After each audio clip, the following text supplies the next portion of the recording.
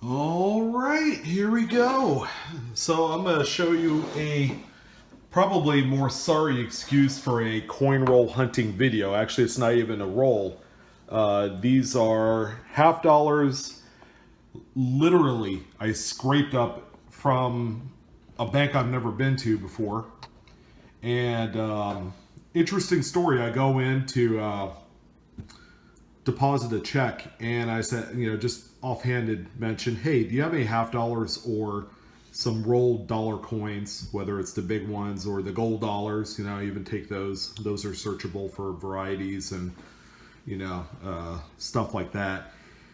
And there's probably a kid across the counter that's no more than about early 20s, 25 tops. And he said, yeah, you know what? I got about $28 that I've been trying to get rid of for the longest time. And he ended up turning around and he asked the branch manager, hey, do you have any half dollars?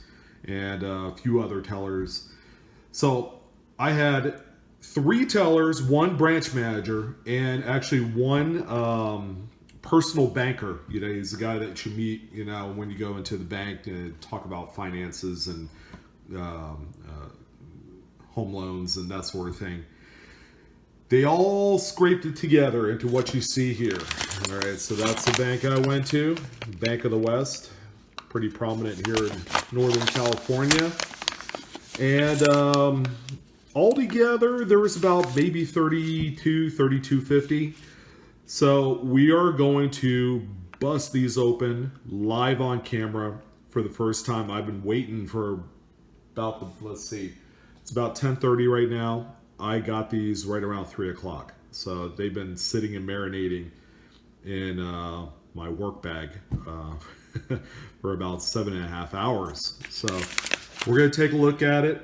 I got my trusty magnifier on hand because there's a number of varieties we could look for in half dollars aside from the silver. Because silver, if you're only getting this kind of quantity, it's tough to come by. There. I don't see anything mentionable just by looking at the edges, but let's go ahead and pull some of these out of here, see what we have. All right. So we have a 91D. I'm here on the West Coast, so you'll probably see more West Coast coins. Okay, here's a 94D, more Denver mints. That's what I meant. 71D, that's one I'll check. There's a couple of well-known double dies in there. This might be promising. Nope, it's another 71. Awfully dirty. Looks like it might have been someone's pocket piece at one time. Alright, put that one aside. Oh, there we go. 40%er, 1967.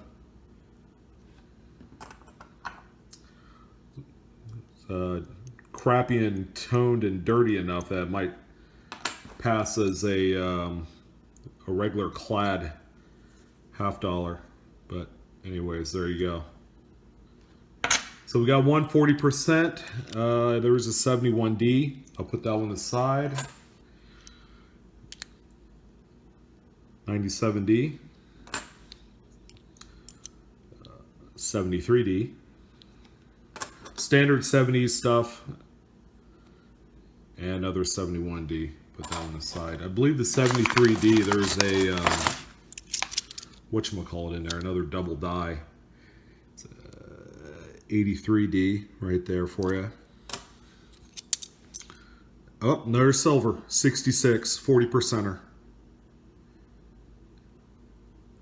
It's funny? Every time I see young guys, young men, boys working at these banks, because I've come across them, one guy will say, hey, did you check those out for silver before you give them away? So that was kind of like the stigma that I was facing every time I went to a bank and there's young guys working in there. Oh, hey, this is interesting. Look at this. 2015 P, Philadelphia. This is a NIFC, not intended for circulation. These were actually struck as collector models. So these were not supposed to be circulated as such, but someone had dropped them in there. Cool. Yeah, I'll put that on the side. Let's keep our bicentennial. There you go, 7060. And 74p. No mint mark. That one has counting wheel damage. 79.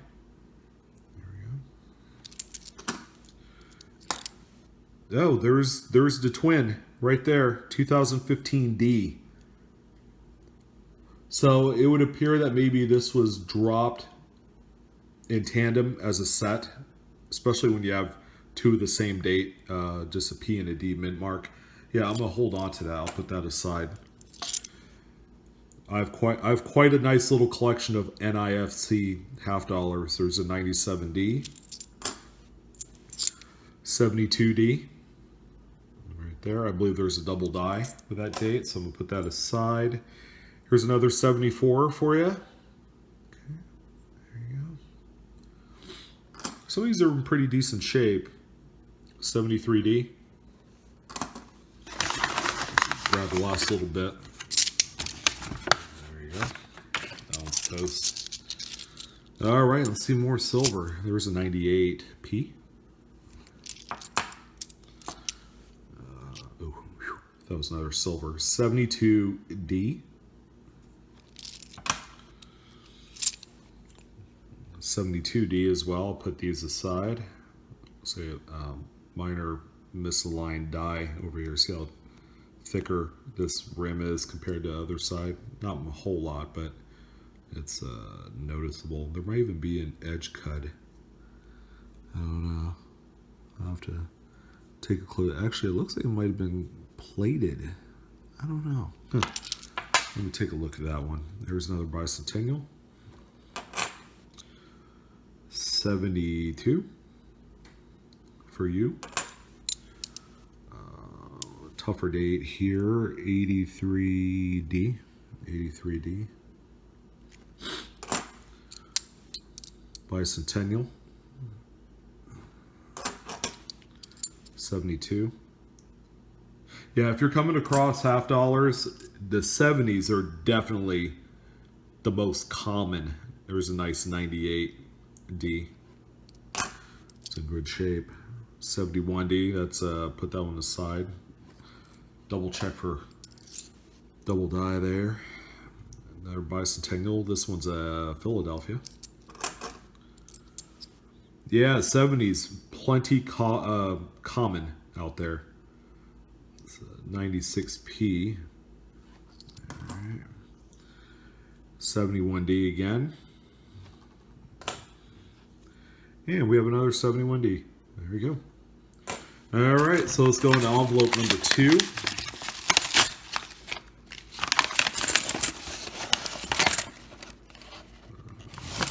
This one has a little bit less, so it should go a little bit more quicker for you. Bicentennial. And ladies and gentlemen, we have another 40%. This one is a 68D. It seems to me I have more luck finding silvers in smaller batches like this rather than going through, you know, $300-400 in rolls. That was a 73, by the way, 93D. 73D with some damage on the face there of Kennedy. 2000D. 72D. Right there. 94D.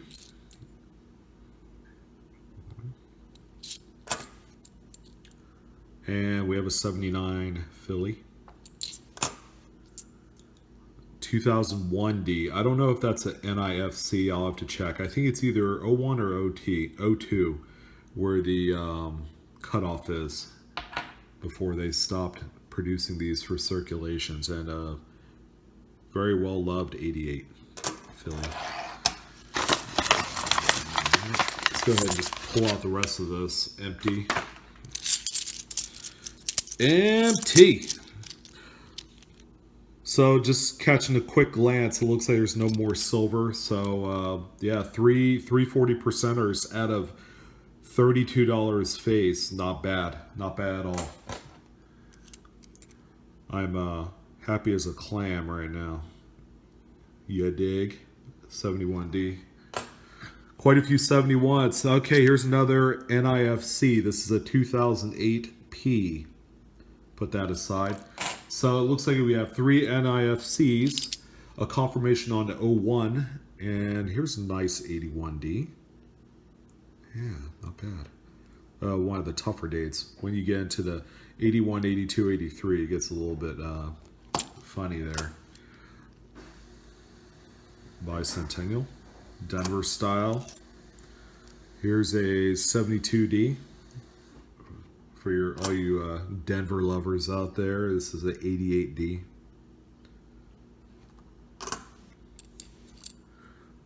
1980D. 1988. You know, to me, that's kind of like the year, the date that kind of bridges the gap from like truly 80s to when the 90s was starting to come in. You know, kind of like that transitional point. The cars were different. People were starting to wear different clothes. I don't know why that even matters at this point, but you know, it was just funny to think about. There was a 71D. I am an 80s kid by nature, seeing as how I was born in the 70s. 93D. 76D. 71D. Put that on the side. One more. 71D.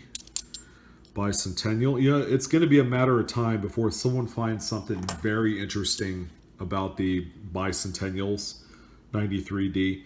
There are literally no varieties whatsoever into bicentennials, and that's a shame. I think this coin would look absolutely fantastic with a dramatic double die. Here's an 85P. That's a tougher date in BU. We got 2 more left here, guys. 83P. That's a scarce date in BU, but that's not BU. None of these are. I bumped the camera there for a second, and we're gonna end it on this fantastic looking 1990D. This one is rather clean. It's shocking. These don't circulate, so I can see why they hold on to their look after a while. But nonetheless, I'm going to go through the 71Ds. If there's anything worth mentioning, I'm going to put the